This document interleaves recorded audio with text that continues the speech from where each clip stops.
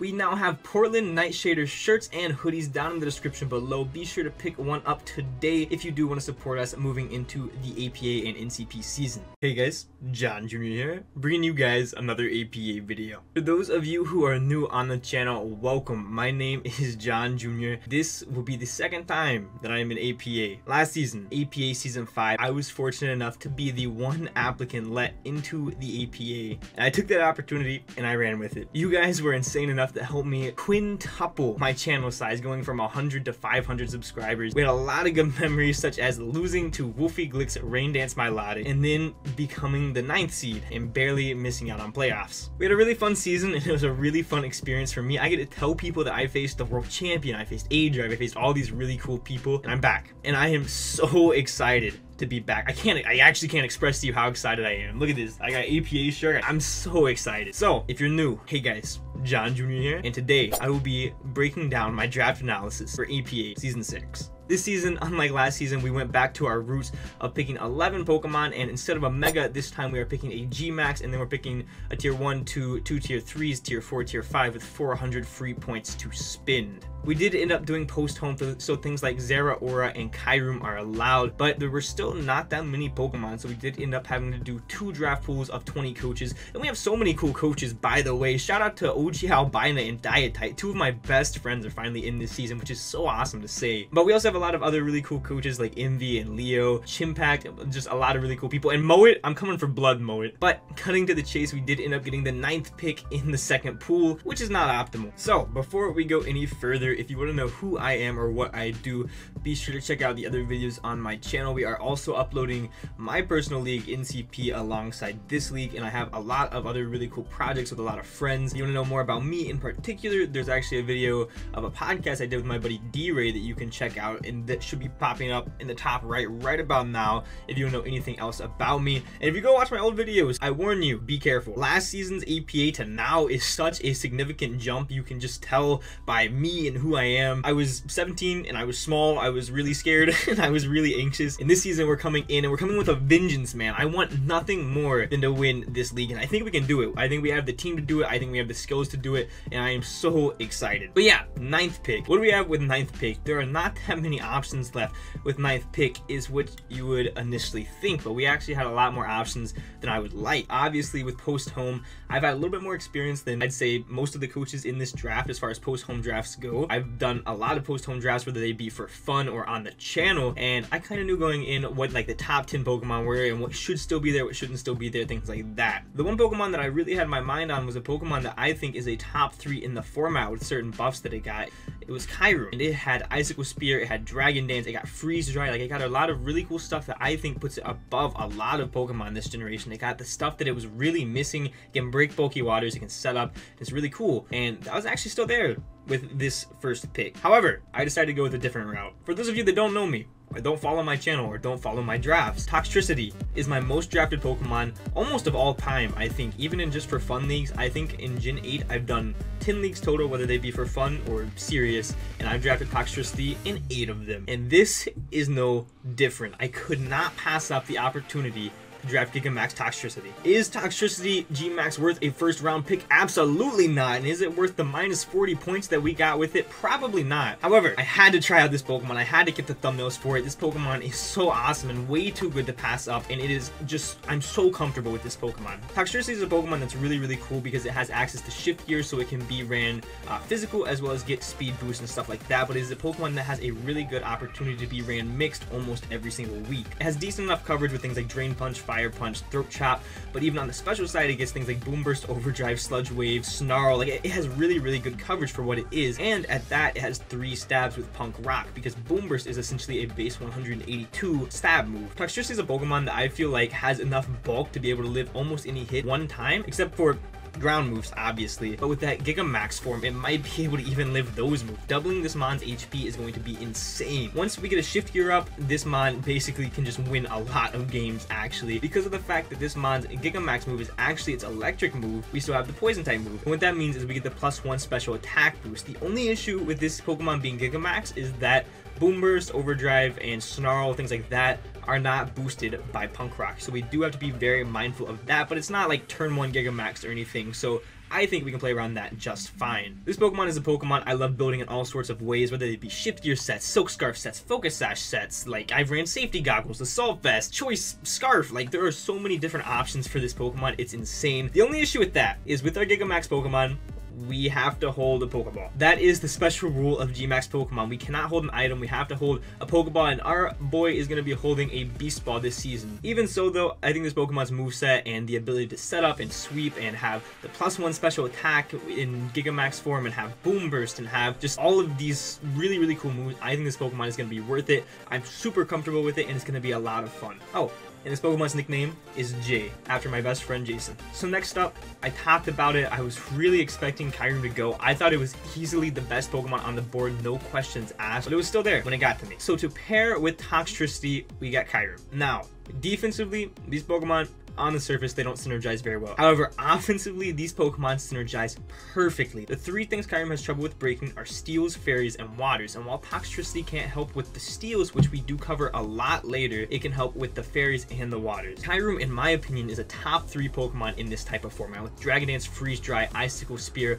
all of those added to its arsenal, plus being a Pokemon that can be bulky and roost, and it can stall Pokemon with pressure, and it has a lot of coverage. It has Ice Beam, Earth Power, it can be ran physical or special, and Rock Slide, Shadow Claw. It has all of these options. This Pokemon is phenomenal. Kyurem will be able to do a lot of what we want it to do week in and week out, whether it be an offensive presence or a defensive pivot. It'll be able to take hits, it'll be able to dish out damage, it'll basically be able to break whatever we want it to break. Plus, with the addition of heavy duty boots, we aren't going to have to worry about hazards as much, which is going to be phenomenal. And I just think Kyurem plus Toxtricity is going to be such a beautiful pair offensively. There's almost nothing that these two cannot break. And Kyurem is going to be nicknamed Absolute Zero, with the O being a 0, because I'm cool. Now those two Pokemon were on the wheel, obviously, because I had 9th, and then Mono picked, he picked back to back, and then we picked again. So getting those two together, it's not the most crazy thing. There are only 2 picks in between us, but these next 2 picks are gonna blow your mind as much as they did mine. Moving into the next round, I had no idea what I wanted. There was one Pokemon that was still on the board that I thought was really cool if it made it back to us, and that was Kommo with Clinger's Scales allowed, which if we got Double Dragon with that, I don't care, dog. We got Toxtricity to break Fairies, we could have got a really reliable Steel type. I was totally fine with that, because Kommo also broke Steels for us, so it was gonna be a really cool pair. However, Josh ended up taking that Pokemon. It was easily by far the best Pokemon on the board, so I cannot blame him at all. So instead,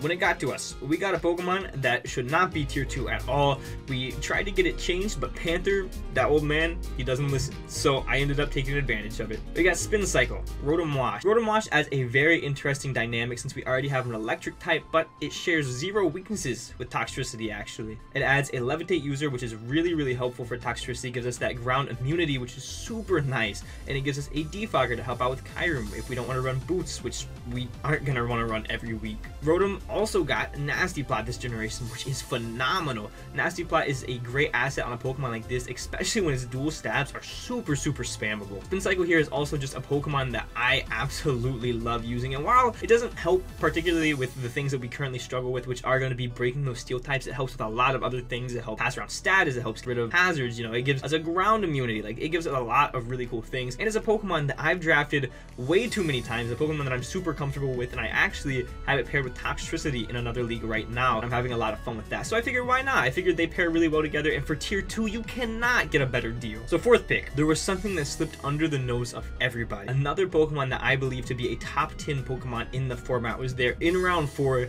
and we got it. I don't know how many of you are gonna get this, and this is gonna be cringy, so I apologize in advance. We got socks. We got Terrakion here to join the Portland Nightshaders. Terrakion this gen got Mega Horn, which means that the thing that it could not break, I'm laughing because this is hilarious to me, the one thing it could not break, which were Psychic types, it destroys now. Like, Terrakion is one of those Pokemon now that I think we're gonna have a reason to bring every single week. It does not matter who we are playing. Like, this mod is insane now. Terrakion, you know what it does? It gets rocks, gives us a rocker, which is really cool, but it adds a lot, and I'm so sad by this. It adds so many similar weaknesses already on our team. It shares the Steel weakness and the Fairy weakness with Kyurem, as well as the ground weakness with Toxtricity, and it's just not going to be very cash money. However, the offensive presence that our first 4 picks allow, like, my mind is blown. I think this is by far the best 4 picks, like the top 4 picks out of any draft in this league, and any draft I've ever had. Like, these 4 together in this generation are insane. Offensively, we can pressure absolutely everything. Defensively, we got some holes to patch, but we'll work on that. But yeah, Terrakion. I've talked so much about how hard it is for us to break steel types, and Terrakion does not care about any type of steel type. Terrakion destroys every single steel type, dog. This Pokemon gives us another really reliable offensive presence. Can be banded, it's a good assault vest user, can be even a good bulky Pokemon, like a good bulky pivot. It's just, Terrakion does so much. It can be a rocker. Like, there's nothing that Terrakion cannot do. And this Pokemon falling to us in the 4th round, we have like 0 points left right now, but that is okay by me, because Terrakion, Kyurem, Toxtricity, and Rotom Wash in tier 2, that sounds like a good team to me. So next up, we're so weak to steel and fairy types, I knew that I had to prioritize a way to be able to take hits from those Pokemon, so I wanted to prioritize some sort of fire type. I really wanted Arcanine, but Arcanine was a tier 2, so we actually could not afford it. So instead, I had to get another Flash Fire Pokemon that is very offensive and not defensive at all. So I kind of just, at this point, settled for hyper offense. We got Chandelure. Chandelure is a really cool Pokemon in the sense that it takes the steel and the fairy hits not well at all, but it at least resists them. Chandelure gives us another Pokemon to help break steel types, so it's not just on Terrakion's shoulders, which is really cool. And maybe it can be kind of a pivot on fairy and steel types. Like, they get coverage, so not particularly, but having Flash Fire is also going to be really nice, because right now we're not the most resistant to fire. We're not like particularly weak to it, but as time goes on, because I really want another steel type, I really want, you know, a grass type, things like that, we are going to be weaker to fire. So getting that Flash Fire Pokemon out of the way now is going to be very beneficial. Chandelure's coverage is very nice. You know, Fire Blast, Shadow Ball hits the majority of the metagame, plus it has like Energy Ball, Psychic, things like that. So I'd be lying if I said that I didn't have our 6th pick in mind when I picked Chandelure, because all of these reasons you're kind of like, okay, Chandelure, sure, it fits the hyper offensive build, but like, there's not really a real reason to have it. With our 6th pick, we got Ribombee, we got webs. Now, webs are very important for this team. Look at how scary our team is, guys. Take a second to appreciate this. Wait, this. Take a second to appreciate our team. Look at that. Toxtricity, Kyurem, Rotom Wash, Terrakion, Chandelure, and Ribombee. We got webs. This Pokemon has a very interesting dynamic to the team. Gives us a really good speed tier, gives us web, another setup sweeper, a fairy type, a ground resistant. It adds a lot to our team that is very helpful. It makes prepping for us that much more annoying, because we have webs plus Terrakion, which already that's super scary, and then we have webs plus Kyurem, which is super scary. Webs in general is annoying to prep for. I know boots are a thing now, but still, like, you don't want to have to rely on those on 6 Pokemon, you know what I mean? Like, you're gonna have to have some sort of removal to be able to get rid of this. And even then, if you expect webs, we can set up a Quiver Dance and potentially sweep you late game. The only issue with that is Ribombee dies to any steel type ever, with Hidden Power being removed, so we do have to watch out for that. But I thought Ribombee fit so perfectly. It helped our speed tier. Webs, just like, I cannot gas up webs enough on this team. It has Stun Spore, slow things down. Ribombee is beautiful with this build. Now is where we start getting to the trash Pokemon. I'm gonna be honest, guys. Our team is so fired throughout the first 6 rounds, but it can't stay that way forever. We used a lot of points, so we're gonna have to start dipping into the low tiers. Now, I will say right now, there was one Pokemon that I had my eye on the entire draft. I wanted Phil, the Cramorant. More than anything, I wanted Phil, the tier 5 Cramorant, because I think that Pokemon's phenomenal, especially for tier 5, what it can offer. I think it's a tier 4 Pokemon, so I was like, that is the steal of the draft. I want it. I need it. But Moet took it from us, so we did not get Phil, and I'm so mad about that. Our tier 5s are very stinky now, thanks Moet. So that's why week 11 coming for you. By the way, we're out for blood, Moet. We're gonna 6-0 Moet. I said it right here, right now. We are gonna 6-0 Moet, and I'm sick of it. This man is so disrespectful. When I asked him if he could name it Phil, which is P-H-I-L, he said it's Phil, F-I-L. Oh my gosh, Moet. My blood is boiling. So we had to get some stinky tier 5s instead, and that starts right now. We got Claydol, which, granted, maybe it's not that stinky of a tier 5. It's kind of an okay tier 5, you know, base 75 speed. It has rapid spin, it has rocks. It got Nasty Plot, I believe, this gen, or Cosmic Power. Or, it didn't have one of them, and it got one of them this gen. And the rapid spin buff is really nice, but it still hits like a wet noodle, man. It has, what, like base 70 attacks? Like, it has good coverage and horrible offenses. That's what it boils down to. But as a ground type, it's probably one of the more usable tier 5s. It stops, you know, Volt Switch, Volt Turn, which is really nice. It adds a Levitate Pokemon, which is super important when we have Toxtricity and Terrakion, and Chandelure even, so it helps us on that front. And honestly, maybe I was overreacting a little bit. Like, this tier 5 isn't that stinky, but our other tier 5s are not very cash money. So moving back, we were on the wheel. I think this is when I was like, maybe I should take Cramorant, but I didn't because there was another Pokemon there that wasn't gonna last all the way back to me. I think Moet took Phil after this. This is so sad. But we needed a dark type. We needed a tier 4 Pokemon. A Alolan person was still left. I think this Pokemon is very stinky. I think this Pokemon is horrible, but it was definitely the best dark type still left, so I ended up getting it. It's a parting shot user, a really good speed tier. I can't really gas up Persian because I don't like it. I really don't like Persian, and maybe we'll try to drop it for another dark type, but I really like having a dark type, especially when something like Necrozma currently runs this format. I think having a dark type is an absolute must. That's it. Persian is stinky. There's no other reason why I got Persian. Oh, I forgot nicknames for like the last 12 Pokemon. Claydol's nickname is Infinite, and there's a story behind that, and I can tell it actually in a second. I'll tell it in a second. Persian is Melonhead. Rabombi is Jeremy. Shout out Jeremy. Is Chandelure. I don't know what I'm gonna name Chandelure yet. Give me some Chandelure nickname suggestions down in the comments below. I got no idea, Doug. I might just name it after a friend. So, the Claydol nickname. Rewind that slide. Did I rewind it? Probably not. It's probably still Persian. So, I was talking about my best friend, Diet Type Jason. We were in IBA, the season that I won, IBA Season 5, and somebody, I think it was Davion, drafted Claydol, but he said, no, never mind, I changed my mind, I can just get it last round because nobody else will want it, and then he took another Pokemon, and then it was my pick, and then it was Jason's pick, and Jason said, you know what, why don't we take the infinitely important Claydol? So that's why Claydol's nickname is Infinite.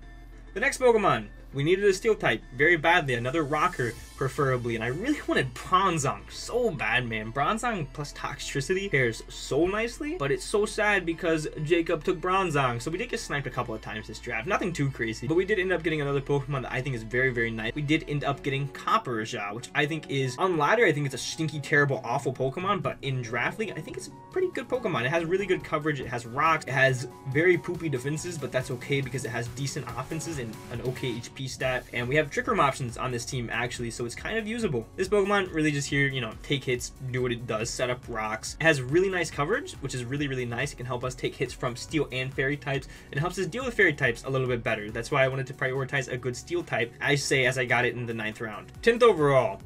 This is where my heart hurts, guys, because this was going to be our fill replacement. We had to figure out what our fill replacement was. Now I'm a double water man. If you know me, I love double waters in draft.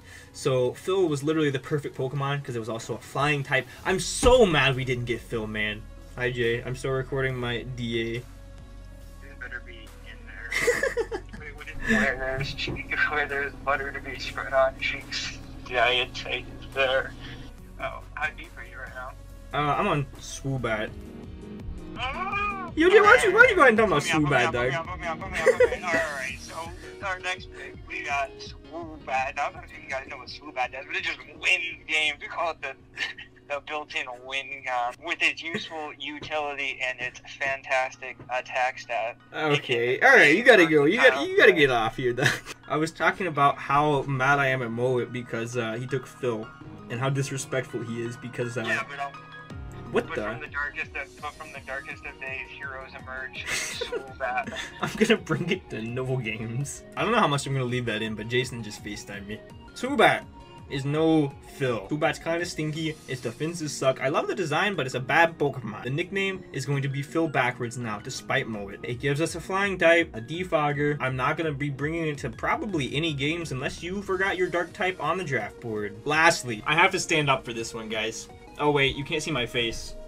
I don't know what to do, I'm awkward. Lastly, and probably most importantly, we got a very important Pokemon. I don't want to spoil it or anything. Man, this is gonna be so annoying to edit.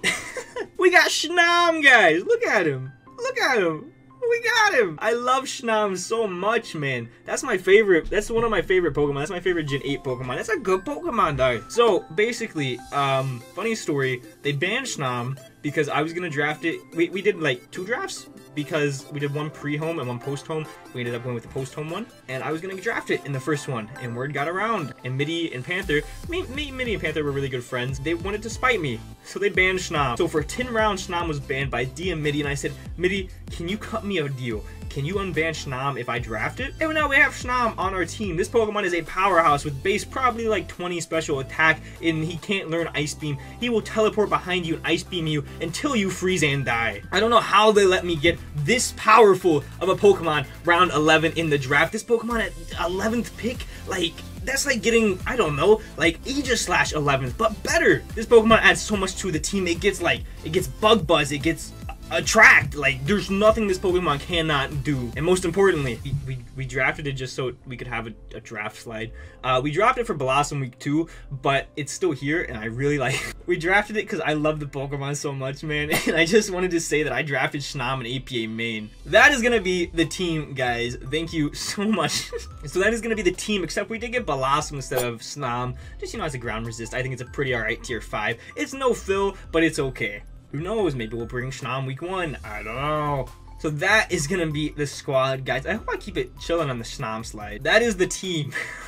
I had way too much fun with this video. Hopefully I have fun editing it. It's like 30 minutes long, guys. Thank you guys so much for watching this draft analysis. If you guys are excited for your Portland Nightshaders this season, there are a couple of things you can do for me. One, you can like the video. It shows me that I'm doing a good job. It really means the absolute world to me, by the way. Last time, I think our like record was 130 something, and I broke for a little bit. That was against Deathly. So if we can pass down any of these videos, I might just explode, and we might have to do like a celebratory video. You know what? If we can get 150 likes on this video, I'll do like, I don't know. What do you guys want me to do? Leave it in the comments below. I'll do something. 2, be sure to share this video with your friends. Put a lot of time and effort into these videos, so hopefully you guys do enjoy. Hopefully I can put a smile on your guys' face. That is the absolute goal.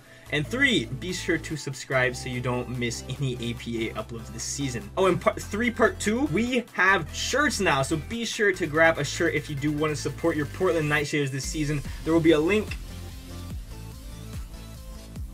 up here and also down in the description below. So thank you guys so much for watching this video. Seriously, it means the world. We are going to be facing one of my really good friends. We're going to be facing Leo, 6-foot hacks, is Durham Drudagon in week 1. I am very much looking forward to beating the old boomer he is again, because we faced him in his own league, and we stomped him. We curb stomped him basically after he flinched. Anyway, I hope he's watching this. Be sure to check out everybody else's draft analysis. We have so many good content creators, guys. We have Diet Type, we have OG Albino, we have Lord Envy, we have Leo, we have Moet. Don't watch Moet, he took Phil from me. Thank you guys so much for watching. It literally means the world to me. And for now, guys, this has been John Jr.